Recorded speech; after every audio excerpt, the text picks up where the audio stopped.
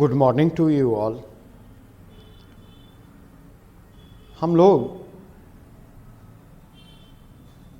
राष्ट्रवाद पर चर्चा कर रहे थे और कल एक प्रश्न हमने पिक किया था कि भारतीय राष्ट्रवाद के आविर्भाव के कारणों की व्याख्या करते हुए इसके स्वरूप निर्धारक तत्वों की विवेचना करें।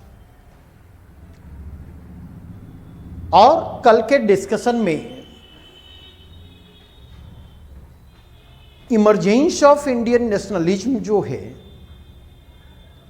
उसके रीजन्स की विस्तार से हमने आपके साथ चर्चा की थी। आज उसके नेचर और डिटर्मिनेंट्स ऑफ नेचर की चर्चा करनी है, उसके स्वरूप की चर्चा करनी है और उसके स्वरूप निर्धारक तत्वों पर चर्चा करनी है। लेकिन उस चर्चा के पहले मैं दो चीजें ऐड ऑन करना चाहूंगा कल के डिस्कशन में। जब आप इंडियन नेशनलिज्म के इमर्जेंस की चर्चा कर रहे होते तो उन दो पहलुओं की चर्चा जरूर करें जिनकी ओर रिसेंट स्टडीज इंडिकेट करती है। जैसे अगर आप देखें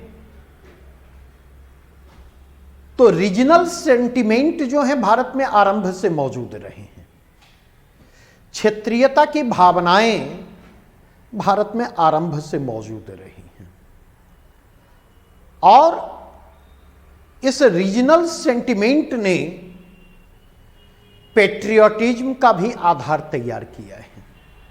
क्षेत्रीयता की इन भावनाओं ने जो है वह देशभक्ति का भी आधार तैयार किया है। तो कहीं ना कहीं ये जो रीजनल सेंटिमेंट हैं और रीजनल सेंटिमेंट जो टाइम टू टाइम पेट्रियोटिज्म के रूप में रिफ्लेक्ट होता हुआ दिखाई पड़ता, जिस रिफ्लेक्शन को रिप्रेजेंट करते हैं महाराणा प्रताप, जिस रिफ्लेक्शन को रिप्रेजेंट करते हैं शिवाजी, जिस रिफ्लेक्शन को रिप्रेजेंट करते हैं पृथ्वीराज चौहान, जिस रिफ्लेक्शन को रिप्रेजेंट करते हैं time to time various Indian rulers. तो एक तो यह कंटेक्स्ट है और दूसरा कंटेक्स्ट कल भी मैंने चर्चा की थी और फिर मैं कहना चाहूंगा कि कहीं न कहीं एक फेनोमेनन के रूप में नेशनलिज्म और कम्युनलिज्म को एक प्रक्रम के रूप में राष्ट्रवाद और सांप्रदायिकता को मिडिल क्लास से लिंक करके देखा जाता है, मध्य वर्ग से जोड़कर देखा जाता है और उसके एलिटिस्ट नेचर को इंडिकेट किया जाता। लेकिन यहां पर एक और चीज को ध्यान में रखने की जरूरत है। इंडियन सोशल स्ट्रक्चर को ध्यान में रखने की जरूरत है और इंडियन सोशल स्ट्रक्चर में जो सोशल रिलेशंस एग्जिस्ट कर रहे थे, जो सामाजिक संबंध बने हुए थे, उनको ध्यान में रखने की जरूरत है। जहां जो एलीट क्लास है, ट्रेडिशनल एलीट क्लास है, उसके बीच और मासेज के बीच एक इमोशनल कनेक्ट दिखाई पड़ता। पारंपरिक कुलीनों और आम लोगों के बीच एक भावनात्मक जुड़ाव बना हुआ था और कहीं न कहीं इस भावनात्मक जुड़ाव ने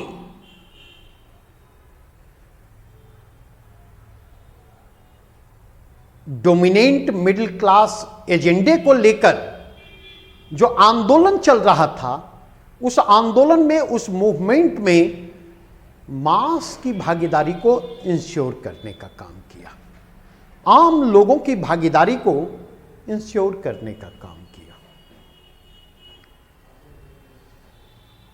अब अगर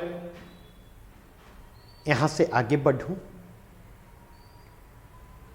तो नेचर ऑफ इंडियन नेशनलिज्म की ओर मैं बढ़ूंगा, भारतीय राष्ट्रवाद के स्वरूप की ओर बढ़ूंगा, और भारतीय राष्ट्रवाद के स्वरूप की चर्चा करते हुए जो स्वरूप निर्धारक तत्व हैं उनकी ओर मैं इशारा करना चाहूंगा। आप अगर देखें इंडियन नेशनलिज्म के नेचर को देखें तो आप यह पाएंगे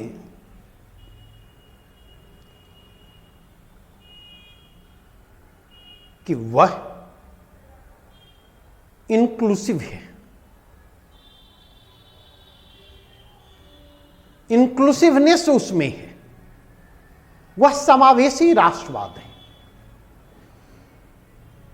अब आपके मन में प्रश्न यह उठ सकता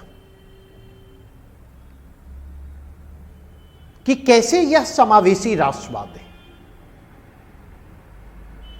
और फिर दूसरा प्रश्न कि आखिर इसका स्वरूप अगर समावेशी है तो इसके पीछे कारण क्यों है। आप अगर देखें तो एक बार मैं इशारा करना चाहूंगा नेचर ऑफ कॉलोनियल रेसिस्टेंस की ओर, और नेचर ऑफ कॉलोनियल रेसिस्टेंस की ओर इशारा करते हुए मैं बतलाना चाहूंगा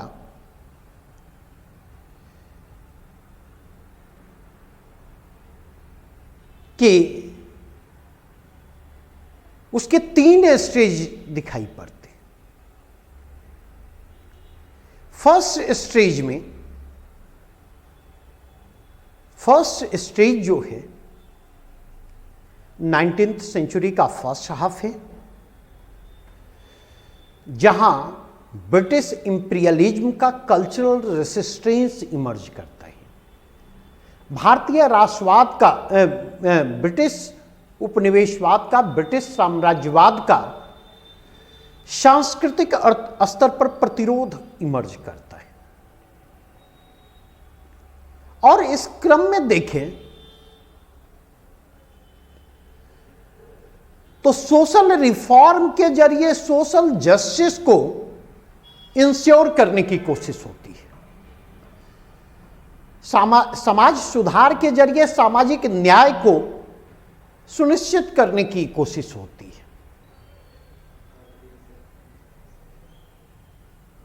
और अगर इसके पर्सपेक्टिव में जाकर के देखें तो इसके पर्सपेक्टिव में आप क्या पाते हैं? इसके पर्सपेक्टिव में आप पाते हैं कि Indian social religious reform movement का जो सोशल एजेंडा है, उस सोशल एजेंडा के सेंटर में देखेंगे 2 कंपोनेंट दिखाई पड़ेंगे। एक लोअर कास्ट मूवमेंट, निम्न जातीय आंदोलन, और दूसरा जेंडर रिफॉर्म, स्त्री सुधारवादी आंदोलन। सेकेंड स्टेज में जाएं तो इंडियन नेशनल मूवमेंट का जो कांग्रेस के नेतृत्व वाला जो इंडियन नेशनल मूवमेंट है, उसके फर्स्ट फेज की ओर इंडिकेट करना चाहूंगा। उस फर्स्ट फेज के दौरान देखें तो इकोनॉमिक जस्टिस को फोकस किया जा रहा है, और इकोनॉमिक जस्टिस को फोकस करने के लिए जो कॉलोनियल इकोनॉमी है उस कॉलोनियल इकोनॉमी में जो है मदर कंट्री और कॉलोनी के इकोनॉमिक इंटरेस्ट के जो कन्फ्लिक्ट हैं, उस कन्फ्लिक्ट को एक्सपोज किया जा रहा है, उस कन्फ्लिक्ट को उद्घाटित करने की कोशिश की जा रही है। और थर्ड स्टेज जाकर के देखें तो थर्ड स्टेज में जाकर के देखेंगे तो आप पाएंगे कि जैसे इंडियन नेशनल मूवमेंट जो है कांग्रेस के नेतृत्व वाला भारतीय राष्ट्रीय आंदोलन फर्स्ट फेज से सेकेंड फेज से थर्ड फेज की ओर जाता, आप देखेंगे उसका पॉलिटिकल एजेंडे पर जोर बढ़ता चला जाता और आजादी के क्रम में प्रतिनिधित्व एवं भागीदारी और उसके जरिए पॉलिटिकल जस्टिस को इंश्योर करने के प्रति उसकी आग्रहशीलता बढ़ती चली जाती। और शायद अगर इंडियन कॉन्स्टिट्यूशन के प्रियम्बल को आप देखें तो उसमें भी देखेंगे पहले सोशल जस्टिस की बात है, फिर इकोनॉमिक जस्टिस की बात है, फिर पॉलिटिकल जस्टिस की बात है। कांग्रेस ने अर्ली स्टेज में कॉन्स्टिट्यूशनल डेमोक्रेसी का डिमांड रखा, संवैधानिक लोकतंत्र की मांग रखी। एक idea of India Congress movement के फर्स्ट फेज में इमर्ज करता, जिस आइडिया ऑफ इंडिया को दादा भाई नौरोजी रिप्रेजेंट करते, गोपाल कृष्ण गोखले रिप्रेजेंट करते, फिरोज शाह मेहता रिप्रेजेंट करते हैं, एसएन बनर्जी रिप्रेजेंट करते हुए आते।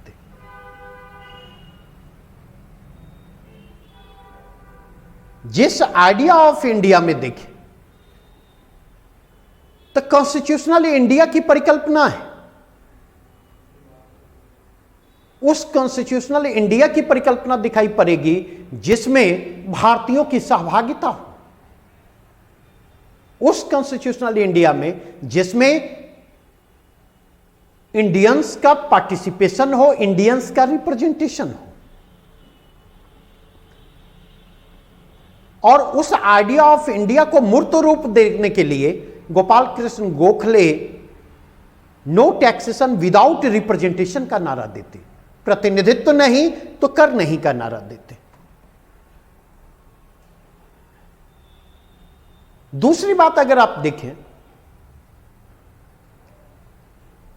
भारतीय समाज की, भारतीय संस्कृति की जो विविधता है, जो सोशल डाइवर्सिटी है, जो रिलीजियस डाइवर्सिटी है, जो कल्चरल डाइवर्सिटी है,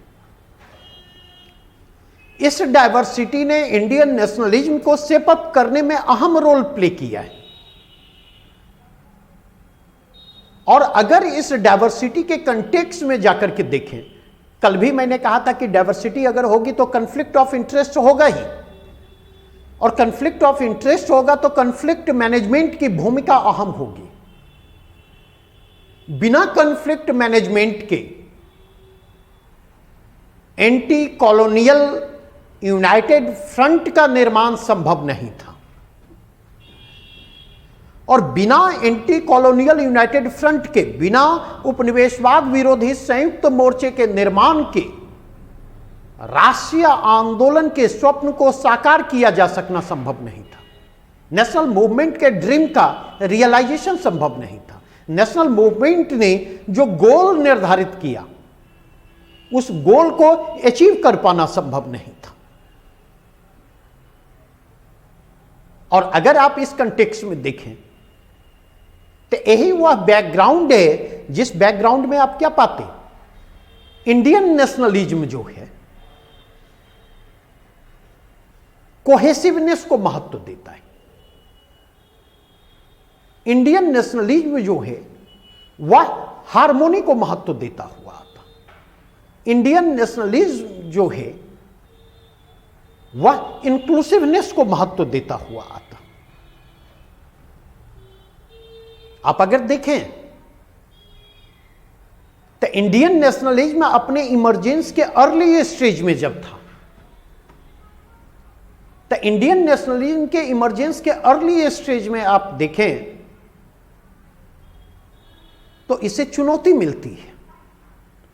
किसकी ओर से चुनौती मिलती है?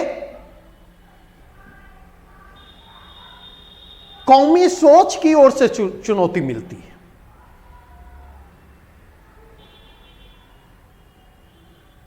जो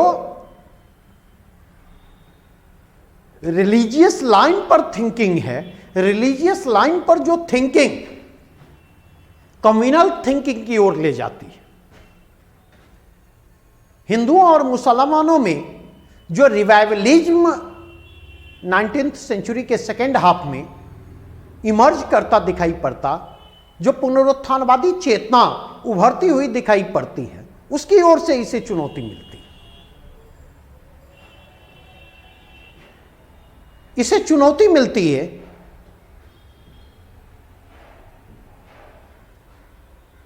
किसके जरिए? तो इसे चुनौती मिलती है अंग्रेजों की डिवाइड एंड रूल की पॉलिसी की ओर से। जो डिवाइड एंड रूल की पॉलिसी कभी पॉलिसी ऑफ हिंदू अपीजमेंट का फॉर्म लेती है अर्लियर, और लेटर स्टेज में जो पॉलिसी ऑफ मुस्लिम अपीजमेंट का रूप लेती है, तुष्टीकरण की नीति का रूप लेती है। और इंडिया में जो रिलीजियस डाइवर्सिटी थी, उस रिलीजियस डाइवर्सिटी के बैकग्राउंड में इंडियन सोसाइटी का जो रिलीजियस कंट्राडिक्शन था, रिलीजियस कम्युनिटी के बीच जो कन्फ्लिक्ट ऑफ इंटरेस्ट था, भारतीय समाज के जो धार्मिक अंतर्विरोध थे, भारतीय समाज में धार्मिक समुदायों के हितों की टकराहट की जो स्थिति थी, कहीं न कहीं उसका प्रबंधन महत्वपूर्ण हो जाता। और अगर इस कंटेक्स्ट में देखें तो इसके कंटेक्स्ट में आप अगर देखें, लिबरल कांग्रेसी इंडियन नेशनलिज्म की इस नीड्स को समझते हैं, इंडियन नेशनलिज्म की इस रिक्वायरमेंट को समझते हैं, और इसीलिए लिबरल कांग्रेसी जो है, अगर आप उनको देखें तो कहीं न कहीं उनका ओरिएंटेशन सेकुलरिज्म की ओर दिखाई पड़ता, उनका झुकाव धर्मनिरपेक्षता की ओर दिखाई पड़ता है। और अगर उसके कंटेक्स्ट में बात करें तो मैं कहना चाहूंगा, कांग्रेस के इनिशियल प्रेसिडेंट्स जो हुए हैं, जरा उन पर नजर दौड़ाएं। उसके जरिए एक मैसेज देने की कोशिश की गई है, मैसेज देने की कोशिश की गई है वेरियस सोशल ग्रुप्स को, मैसेज देने की कोशिश की गई है वेरियस रिलीजियस ग्रुप्स को। यह मैसेज है, यह अनायास नहीं है कि अपने अर्ली स्टेज में सर सैयद अहमद खान हिंदुओं और मुसलमानों को भारत रूपी सुंदरी की दो आंखों के रूप में चित्रित करते।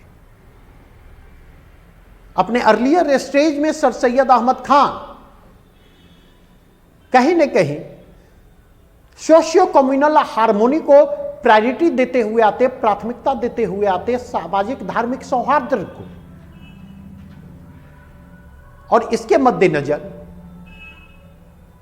गोकुशी के मसले पर, काउ स्लॉटरिंग के इशू पर सेंसिटिवनेस की अपेक्षा करते हैं मुस्लिम माइनॉरिटी, मुस्लिम कम्युनिटी से। यह बात अलग है कि लेटर फेज में उनका यह अप्रोच बदलता हुआ दिखाई पड़ता। लेटर फेज में जो है कहीं न कहीं उनका सेकुलर ओरिएंटेशन कमजोर पड़ता है, रिलीजियस ओरिएंटेशन मजबूत होता है। विवेकानंद को जाकर के देखें, भले ही आज विवेकानंद को हिंदू राष्ट्रवाद के पैरोकारों ने, हिंदू नेशनलिज्म को के एडवोकेटर्स जो हैं, उन्होंने हिंदू राष्ट्रवाद के जनक के रूप में प्रस्तुत किया हो, आध्यात्मिक जनक के रूप में देखने की कोशिश की हो। लेकिन अगर विवेकानंद को देखें तो विवेकानंद सोशियो कम्युनल हार्मोनी को सबसे अधिक महत्व देते। इंक्लूसिवनेस के प्रति विवेकानंद में आग्रह आपको दिखाई पड़ेगा।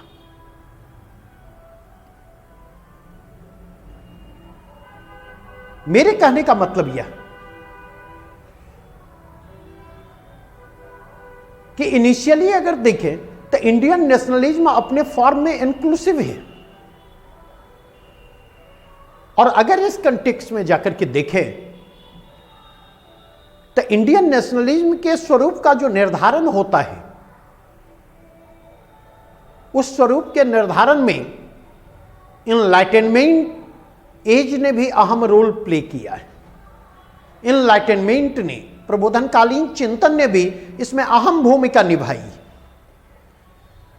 स्वतंत्रता, समानता, बंधुत्व के प्रति जो आग्रहशीलता प्रबोधन चिंतनों में दिखाई पड़ती, प्रबोधनकालीन चिंतकों में दिखाई पड़ती है।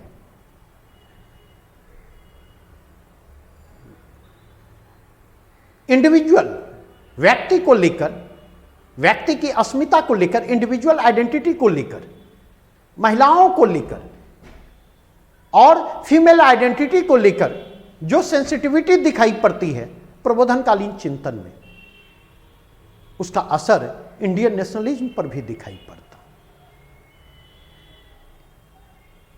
अपार्ट फ्रॉम दैट देखें, नेशनलिज्म के जो डिफरेंट मॉडल उस समय काम कर रहे थे। नेशनलिज्म का दो मॉडल वेस्ट में दिखाई पड़ रहा। एक मॉडल जो लॉजिकली कल्मिनेट होता है कॉलोनियलिज्म में, इंपीरियलिज्म में।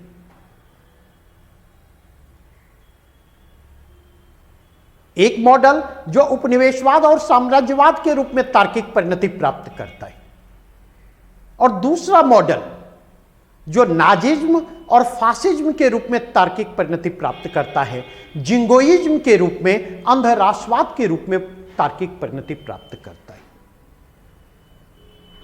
तो वेस्टर्न कंसेप्ट ऑफ नेशनलिज्म जो है, उसका लिमिटेशन केवल यह नहीं है कि वह one language, one ethnicity, one religion की बात करता।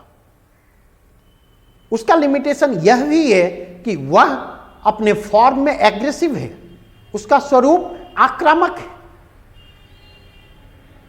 और इस एग्रेसिवनेस के कारण, इस आक्रामकता के कारण अगर आप देखें तो वेस्टर्न नेशनलिज्म में other nation, other nationality, other form of, other देशों के नेशनलिज्म के लिए आपको स्पेस नहीं दिखाई पड़ता।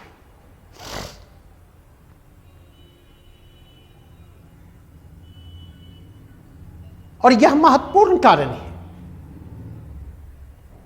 कि वेस्टर्न कॉन्सेप्ट ऑफ नेशनलिज्म जो है अपने स्वरूप में इनह्यूमन है, अपनी प्रकृति में वह अमानवीय स्वरूप ग्रहण करते हैं, अमानवीय है। अगर इस पॉइंट ऑफ व्यू से इंडियन नेशनलिज्म को देखें, अगर इस पॉइंट ऑफ व्यू से भारतीय राष्ट्रवाद को देखें, तो भारतीय राष्ट्रवाद जो है वह अपने प्रकृति में उदार है। भारतीय राष्ट्रवाद जो है अपनी प्रकृति में रक्षात्मक है, इसका फॉर्म डिफेंसिव है। यहां पर अगर आप जाकर के देखें, anti colonial nature, anti imperialist nature dominant है। उपनिवेशवाद विरोधी मानसिकता, साम्राज्यवाद विरोधी मानसिकता जो है भारतीय राष्ट्रवाद के केंद्र में है, और इस बैकग्राउंड में वह जो है एक डिफेंसिव फॉर्म लेता हुआ दिखाई पड़ता। मैंने पहले कहा कि इंडियन नेशनलिज्म जो इमर्ज करता है, वेस्ट का प्रभाव भले रहा हो, लेकिन वेस्टर्न नेशनलिज्म के बेसिक कॉन्सेप्ट को यह स्वीकार नहीं करता, क्योंकि इंडियन सर्कमस्टेंसेस जो है, इंडिया की जो सोशल रियलिटी है, इंडिया की जो कल्चरल रियलिटी है, इंडिया की जो रिलीजियस रियलिटी है, भारत की जो सामाजिक वास्तविकता है, भारत की जो धार्मिक वास्तविकता है, भारत की जो सांस्कृतिक वास्तविकता है, वही उसे पश्चिमी राष्ट्रवाद को हूबहू अपनाने नहीं देते। यह इंडिया की सोशल डाइवर्सिटी, इंडिया की कल्चरल डाइवर्सिटी, इंडिया के रिलीजियस डाइवर्सिटी के प्रति जो है वह सेंसिटिव भी है और रिस्पॉन्सिव भी है, उसके प्रति संवेदनशील भी है और उसके प्रति सकारात्मक अनुक्रिया भी देती है।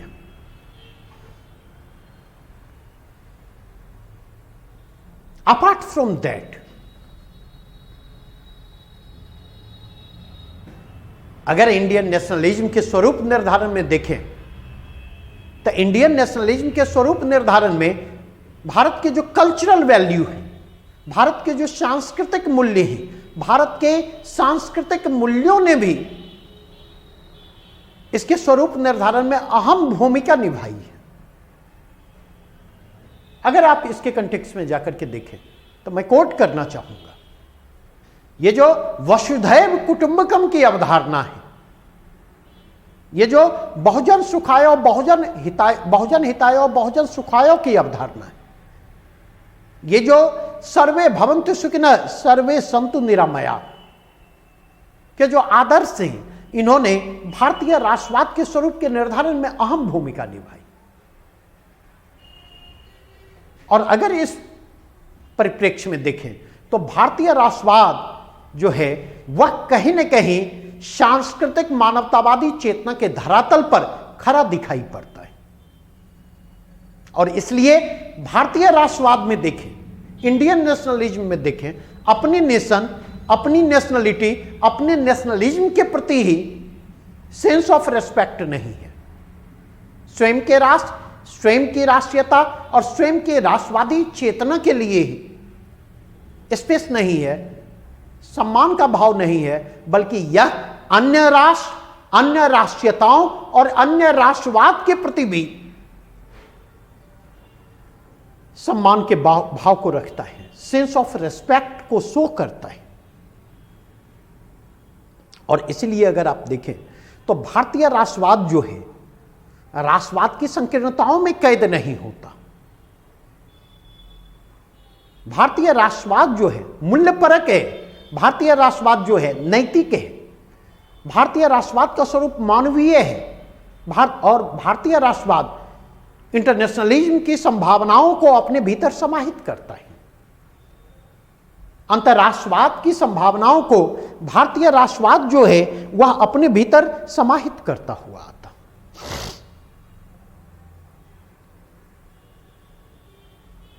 अगर इस परिप्रेक्ष्य में देखें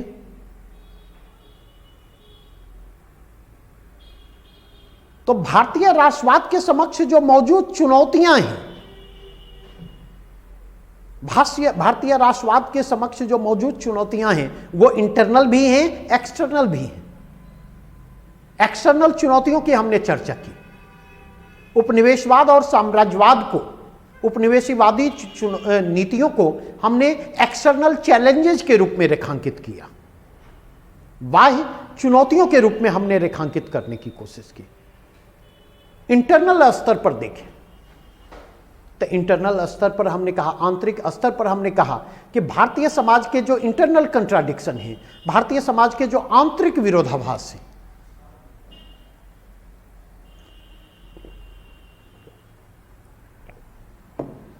वो भारतीय राष्ट्रवाद के लिए चुनौती बनकर आते हैं। और समय के साथ ये इंटरनल कंट्राडिक्शन जो है ये महत्वपूर्ण होते चले जाते। आप अगर इसके परिप्रेक्ष्य में देखें, मैंने रिलीजियस कंट्राडिक्शन जो है, धार्मिक अंतर्विरोध जो है भारतीय समाज के, हिंदू और मुसलमानों के बीच, उस धार्मिक विरोधाभास की मैंने चर्चा की आपके साथ। जिस धार्मिक विरोधाभास को रेस्पॉन्ड करने की कोशिश सेक्युलर ओरिएंटेशन के जरिए की गई, रिलीजियस टॉलरेंस के जरिए की गई, धर्मनिरपेक्षतावादी रुझान के जरिए की गई, धार्मिक सहिष्णुता के जरिए की गई, सर्वधर्म संभाव के जरिए की गई।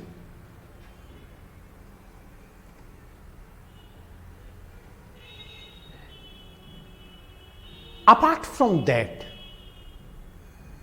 अगर आप जाकर के देखें तो आप और क्या पाते? तो आप यह पाते हैं कि इंडियन समाज के जो सोशल कंट्राडिक्शन थे, मैंने कहा कि पहले ही इंडियन नेशनलिज्म जो है, मतलब इंडियन नेशनलिज्म का जो इमर्जेंस दिखता है, उसके पहले से कहीं न कहीं सोशल जस्टिस की बात भले शब्दों के तौर पर नहीं की गई हो, लेकिन सोशल रिफॉर्म जो है सोशल जस्टिस के एजेंडे से ही ड्रिवन है। सोशल जस्टिस का एजेंडा ही सामाजिक सुधारों की पृष्ठभूमि तैयार कर रहा है। और अगर इस परिप्रेक्ष्य में जाकर के देखें तो इस परिप्रेक्ष्य में आप पाते हैं कि 20th सेंचुरी में गांधी का आगमन होता। गांधी अनटचेबिलिटी के अगेंस्ट कैंपेन चलाते हैं। अनटचेबिलिटी के अगेंस्ट गांधी ने माइंडसेट में परिवर्तन की दिशा में पहल की और चंपारण सत्याग्रह से लेकर भारतीय राजनीति के अंतिम चरण तक गांधी की इसको लेकर के सक्रियता दिखाई पड़ती। जब इंडियन सोसाइटी के इंटरनल सोशल कंट्राडिक्शन को पॉलिटिकली ब्रिटिश इंपीरियलिज्म के पक्ष में भुनाने की कोशिश मैकडोनाल्ड अवार्ड 1932 के जरिए होती है, भारतीय समाज के आंतरिक विरोधाभास को भुनाने की कोशिश अंग्रेजों के द्वारा 1932 के मैकडोनाल्ड अवार्ड के जरिए की जाती है, तो उसी स्थिति में गांधी फास्ट अनटू डेथ पर जाते हैं और उनका फास्ट अनटू डेथ अंततः सक्सेसफुल रिजल्ट लेकर उपस्थित होता। मैकडोनाल्ड अवार्ड को रिजेक्ट कर दिया जाता और हिंदू समाज को खंड पखंड करने की जो कोशिश उसके जरिए की गई थी उसको खारिज किया जाता है और पूना अवार्ड के जरिए एक और हिंदू समाज के को विभाजित होने से भी बचाया जा सकता और पूना पैक्ट के जरिए जो डिप्राइव्ड सेक्शन हिंदू सोसाइटी का था, भारतीय समाज का हाशिए पर का जो समूह था, मार्जिनलाइज सेक्शन जो था, जो ऑपरेशन का शिकार था, जो सप्रेशन का शिकार था, अगर आप देखें तो उसके जो कंसर्न थे उसके कंसर्न को भी रिजॉल्व करने की कोशिश की गई।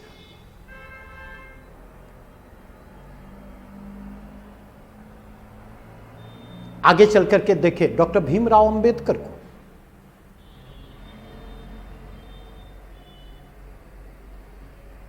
गांधी सामाजिक अन्याय के खिलाफ आवाज उठाते, सामाजिक विभेद के खिलाफ आवाज उठाते। अंबेडकर सोशल जस्टिस की बात करते हैं और सोशल जस्टिस को लेकर के अंबेडकर कहीं ज्यादा मुखर दिखाई पड़ेंगे। पूरे के पूरे नेशनल मूवमेंट में देखें तो भारत की राजनीतिक आजादी के लिए जो संघर्ष चल रहा है, राजनीतिक आजादी के लिए चलने वाले उस संघर्ष में अंबेडकर के पोजीशन को देखें। अंबेडकर कहां पर खड़े हैं इसको आइडेंटिफाई करने की कोशिश करेंगे। शायद अंबेडकर की सक्रियता के उदाहरण आपको नहीं मिलेंगे, लेकिन राजनीतिक न्याय की, राजनीतिक आजादी की जो लड़ाई चल रही है और राजनीतिक आजादी के जरिए राजनीतिक न्याय के जिस प्रश्न को उठाया जा रहा, पैरेलली अगर आप देखें तो अंबेडकर जो हैं वे सामाजिक न्याय के प्रश्न को लेकर उपस्थित होते और उस सामाजिक न्याय को राजनीतिक न्याय के समक्ष चुनौती के रूप में प्रस्तुत करते, क्योंकि अंबेडकर का मानना है सामाजिक न्याय के बिना राजनीतिक न्याय बेमानी है। सामाजिक न्याय के बिना राजनीतिक न्याय के कोई मायने नहीं, मीनिंगलेस है। सोशल जस्टिस के बिना पॉलिटिकल जस्टिस।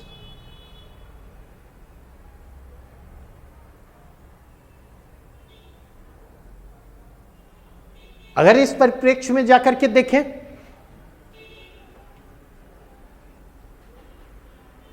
नाइनटीन 1920s में ही देखें,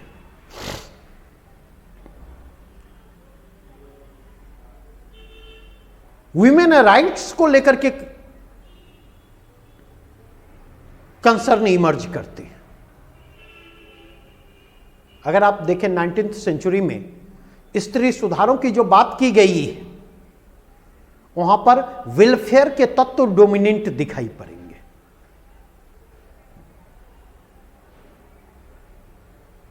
वहां पर रिफॉर्म की बात है। लेकिन 20वीं शताब्दी में अगर आप देखें 1920s में जो नारीवादी आंदोलन इमर्ज करते, जो फेमिनिस्ट मूवमेंट इमर्ज करता है, फेमिनिस्ट मूवमेंट की वह लीडरशिप जो है एक और नेशनल मूवमेंट के फ्रंट पर पॉलिटिकल फ्रीडम के लिए भी स्ट्रगल कर रही है, दूसरी ओर वह जेंडर जस्टिस के प्रश्न पर भी संघर्ष कर रही है। वह फेमिनिस्ट एजेंडे को लेकर उपस्थित होती है। वुमेन राइट्स की डिमांड जो है वहां डोमिनेंट होती है। तो अगर इस पर्सपेक्टिव में जाकर के देखें और जैसे जैसे राष्ट्रीय आंदोलन आगे बढ़ता है उसको लेकर के कॉन्शसनेस बढ़ता चला जाता। अगेन उसके कंटेक्स्ट में आप बात करें,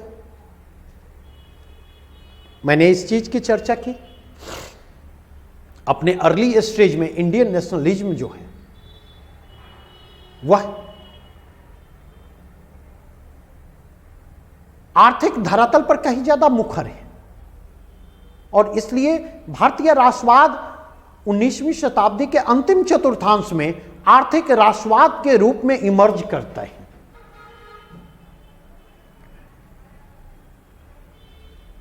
देन इंडिया की जो इकोनॉमिक ट्रेजेडी है,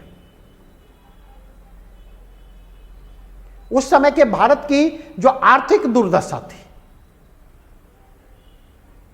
अभाव और गरीबी से लेकर अकाल और भूखमरी तक, उसके मूल में उसके लिए कॉलोनियल रूल को, कॉलोनियल पावर को जिम्मेवार ठहराया जाता है। यद्यपि उस दौर में देखें कहीं न कहीं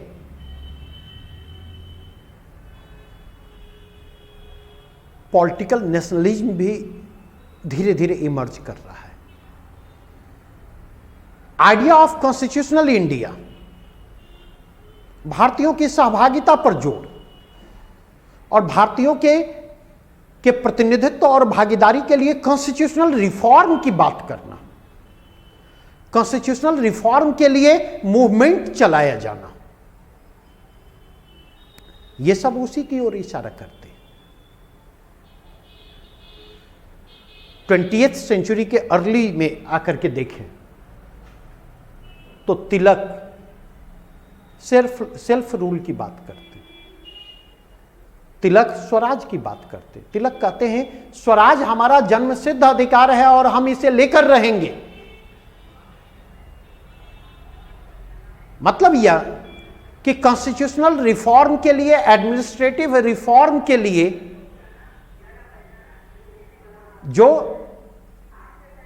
प्रेयर, पिटीशन, प्रेयर और प्रिविलेज की रणनीति थी उदारवादियों की,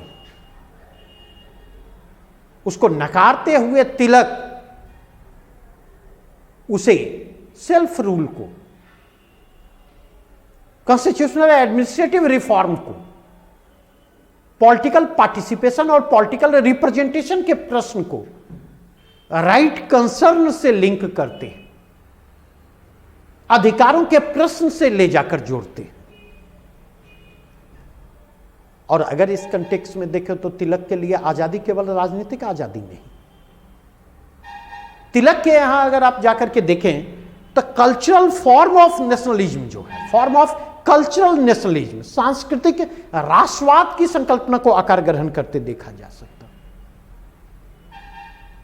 और इसलिए अगर आप देखें तिलक वेस्टर्नाइजेशन से आजादी की बात करते, इसलिए तिलक को अगर आप देखें तो तिलक वेस्टर्न कल्चर के डोमिनेंस से आजादी की बात करते।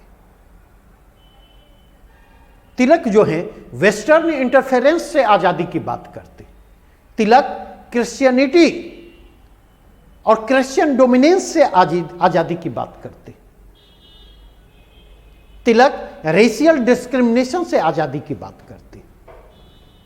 उन्होंने डिफ्रेंशिएट किया वेस्टर्नाइजेशन को और मॉडर्नाइजेशन को, पश्चिमीकरण और आधुनिकीकरण को तिलक ने एक दूसरे से अलगा करके देखा।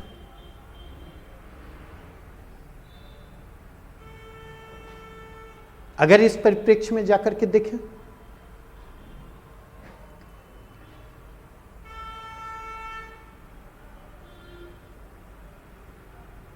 तो भगत सिंह और रिवॉल्यूशनरी सेकेंड फेज के जो रिवॉल्यूशनरी नेशनलिस्ट हैं,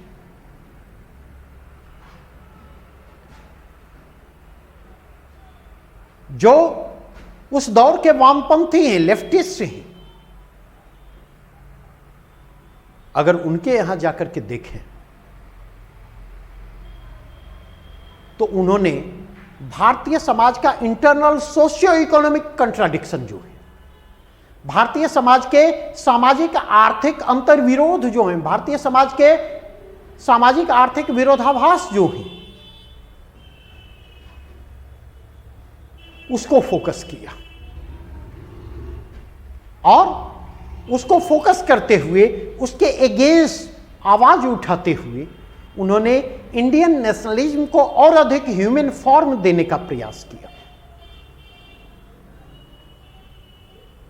उन्होंने वेस्टर्न लिबरल थॉट में इक्वलिटी की जो बात की गई है, उस इक्वलिटी को फ्रेटर्निटी से जोड़ करके देखा। इक्वलिटी की कीमत पर वो फ्रेटर्निटी की बात नहीं करते, समानता की कीमत पर बंधुत्व की बात नहीं करते, बंधुत्व के लिए वो समानता की बात करते। गांधी की तरह उनके लिए क्लास कोलैबोरेशन मायने नहीं रखता। गांधी क्लास कोलैबोरेशन की बात करते, गांधी वर्ग समन्वय की बात करते, ये वर्ग समन्वय की बात नहीं करते, लिपापोती की कोशिश नहीं करते। उन्होंने सामंतों, जमींदारों और किसानों के हितों के मध्य जो अंतर्विरोध थे, उन्होंने कैपिटलिस्ट, इंडस्ट्रियलिस्ट और वर्कर्स के हितों के मध्य जो अंतर्विरोध थे, उद्योगपति, पूंजीपति और मजदूरों के हितों के मध्य जो अंतर्विरोध थे, उन अंतर्विरोधों को वामपंथियों ने छुपाया नहीं। उन अंतर्विरोधों को वो मुखर अभिव्यक्ति देते और उसका परिणाम क्या होता? इकोनॉमिक जस्टिस का प्रश्न जो है एक पॉलिटिकल प्रश्न के रूप में सामने आता, आर्थिक न्याय का प्रश्न एक राजनीतिक प्रश्न के रूप में सामने आता है।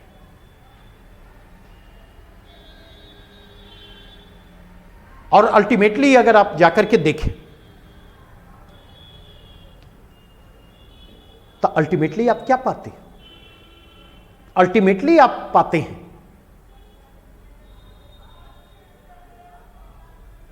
कि उन्होंने इकोनॉमिक जस्टिस के एजेंडे को एग्रेसिवली आगे बढ़ाया। किसान आंदोलनों की बढ़ती हुई बारंबारता, मजदूर आंदोलनों की बढ़ती हुई बारंबारता जो है वह इस दिशा में संकेत करती हुई आती है।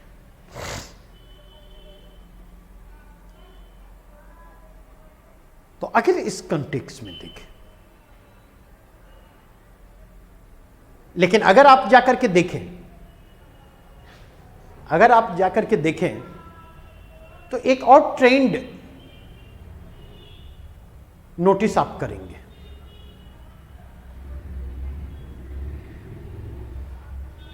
जैसे जैसे समय गुजरता है, अगर आप देखें तो भारतीय राष्ट्रवाद जो है उसका स्वरूप भी विकसित होते चलता है। अगर आप देखें भारतीय राष्ट्रवाद का डिफेंसिव स्वरूप आरंभ में मुखर है, लेकिन लेटर फेज में आप देखेंगे डिफेंसिव स्वरूप जो है कमजोर पड़ता है और आक्रामक स्वरूप जो है, तिलक के कंटेक्स्ट में आपने देखा, और एक स्टेप आगे बढ़े तो जो रिवॉल्यूशनरी नेशनलिस्ट हैं, क्रांतिकारी राष्ट्रवादी हैं, चाहे वो पहले चरण के क्रांतिकारी राष्ट्रवादी हो या दूसरे चरण के क्रांतिकारी राष्ट्रवादी हैं, उनके यहां इंडियन नेशनलिज्म का जो फॉर्म इमर्ज करता है वो फॉर्म वही नहीं है जो फॉर्म आपको कांग्रेस लिबरल्स और कांग्रेस एक्सट्रीमिस्ट के यहां दिखाई पड़ता। वह एग्रेसिव फॉर्म ऑफ नेशनलिज्म है, वह राष्ट्रवाद का आक्रामक स्वरूप है, वह वायलेंट फॉर्म ऑफ नेशनलिज्म है, वह राष्ट्रवाद का हिंसक स्वरूप है। उसके पीछे आयरिश रिवेल्स जो हैं, आयरिश विद्रोही जो हैं, और आयरिश विद्रोहियों की जो राष्ट्रवादी चेतना है, nationalist sentiment of Irish reveals, उसके प्रेरक के रूप में मौजूद है।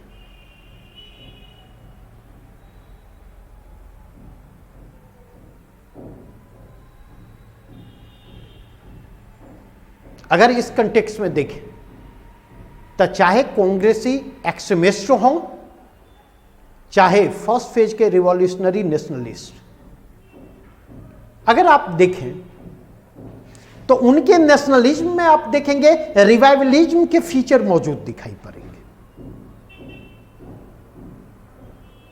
पुनरुत्थानवाद के तत्व आपको दिखाई पड़ेंगे गर्मपंथी कांग्रेसियों के राष्ट्रवाद में और क्रांतिकारी प्रथम चरण के क्रांतिकारी राष्ट्रवादियों के राष्ट्रवाद में। लेकिन दूसरे चरण के जो क्रांतिकारी राष्ट्रवादी अगर वहां पर जाकर के देखें तो उनका सेकुलर ओरिएंटेशन डोमिनेंट दिखाई पड़ेगा। वहां पर अगर आप जाकर के देखें तो उनका लेफ्टिस्ट ओरिएंटेशन डोमिनेंट दिखाई पड़ेगा। राइट्स एंड जस्टिस, अधिकार और न्याय की संकल्पनाएं वहां पर ज्यादा डोमिनेंट दिखाई पड़ेंगे।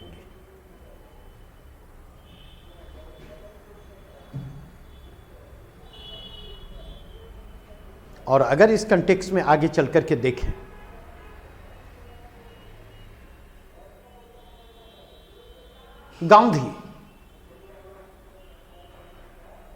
गांधी के नेतृत्व में देखें, गांधी की लीडरशिप में देखें, इंडियन नेशनलिज्म में ट्रांसफॉर्मेशन दिखाई पड़ता।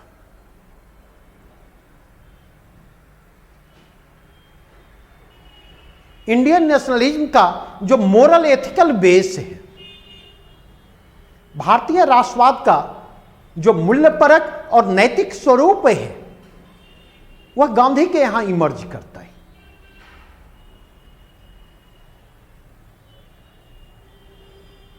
गांधी के यहां violent form of aggressive nationalism, आक्रामक राष्ट्रवाद का जो हिंसक स्वरूप है, गांधी के यहां अगर आप जाकर के देखें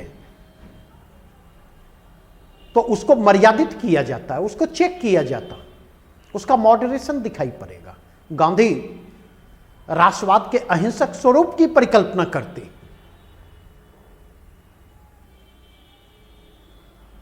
और अगर इस कंटेक्स्ट में जाकर के देखें तो गांधी यह सब करते हैं, कैसे करते हैं और इसका परिणाम क्या होता?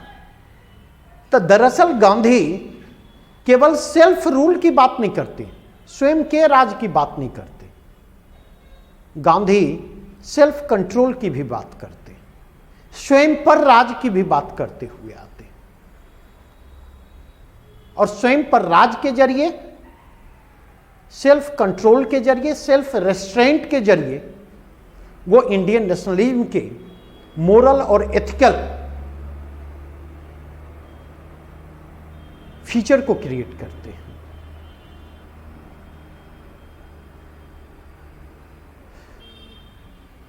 उनकी दृष्टि में पॉलिटिकल फ्रीडम महत्वपूर्ण नहीं है, केवल पॉलिटिकल फ्रीडम महत्वपूर्ण नहीं है, केवल राजनीतिक आजादी महत्वपूर्ण नहीं है, बल्कि राजनीतिक आजादी महत्वपूर्ण तो है, लेकिन उसी के साथ सामाजिक और आर्थिक आजादी भी महत्वपूर्ण है। तो गांधी ने जो है नेशनल मूवमेंट के एजेंडे को डाइवर्सिफाई करते हुए राष्ट्रीय आंदोलन के एजेंडे के विविधीकरण के जरिए और राष्ट्रीय आंदोलन के एजेंडे को अभिजात वर्ग, कुलीन वर्ग और मध्य वर्ग से सामान्य वर्ग की ओर उन्मुख कर, आम लोगों की ओर उन्मुख कर, किसानों और मजदूरों की ओर उन्मुख कर गांधी ने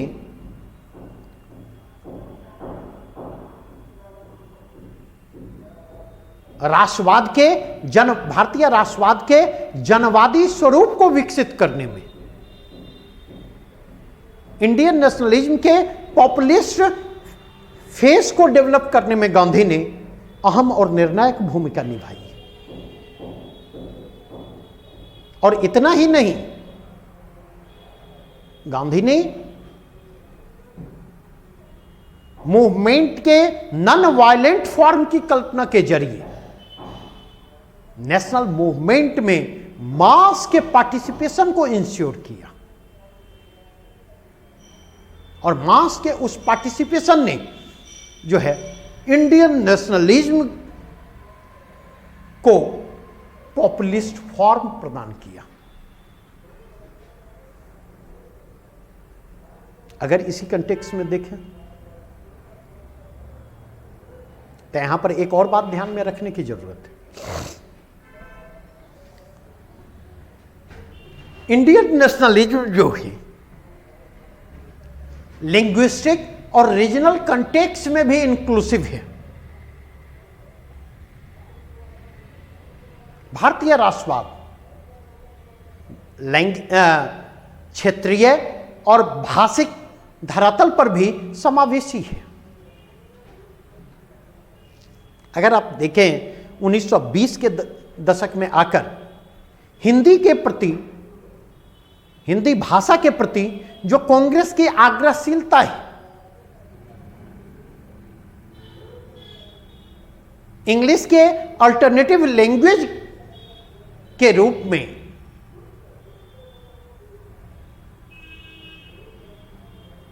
हिंदी को नेशनल लैंग्वेज के रूप में प्रस्तुत करने के प्रति जो असर्टिवनेस दिखाई पड़ता, वह कमजोर पड़ता है। प्रोविंशियल स्तर पर कांग्रेस वर्किंग कमेटी को प्रोविंशियल लैंग्वेज में काम करने की अनुमति दी जाती है। प्रांतीय स्तर पर कांग्रेस कार्य समितियों को हिंदी से इतर प्रांतीय भाषाओं में काम करने की अनुमति दी जाती है। और अगर आप इस कंटेक्स्ट में जाकर के देखें तो आजादी के समय तक आते आते जब कॉन्स्टिट्यूएंट असेंबली का गठन किया जाता है, वहां पर जाकर के देखें तो इंडियन नेशनलिज्म का जो मतलब इंडियन सोसाइटी का जो लिंग्विस्टिक कंट्राडिक्शन था, वह लिंग्विस्टिक कंट्राडिक्शन इमर्ज करता है, और उस लिंग्विस्टिक कंट्राडिक्शन के मैनेजमेंट के जरिए भाषिक अंतर्विरोधों के प्रबंधन के जरिए भाषिक धरातल पर भी भारतीय राष्ट्रवाद को समावेशी स्वरूप प्रदान करने की कोशिश होती है। तो ये वे लार्जर कंटेक्स्ट हैं, ये वे लार्जर कंटेक्स्ट हैं जिस लार्जर कंटेक्स्ट में जाकर के इंडियन नेशनलिज्म को देखे जाने की जरूरत है, इंडियन नेशनलिज्म को समझे जाने की जरूरत है। जब तक इस लार्जर कंटेक्स्ट में रखकर आप इंडियन नेशनलिज्म को देखेंगे नहीं, जब तक इस लार्जर कंटेक्स्ट में रखकर इंडियन नेशनलिज्म को आप समझेंगे नहीं, तब तक ऐसे प्रश्नों को रिस्पॉन्ड कर पाना आपके लिए मुश्किल होगा।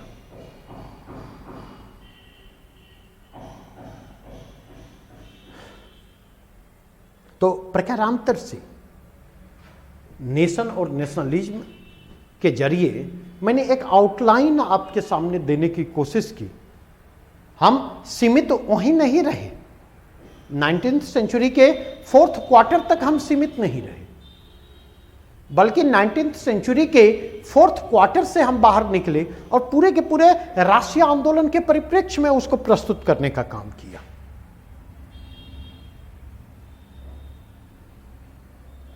तो आज की चर्चा को यहीं पर रोकूंगा। कल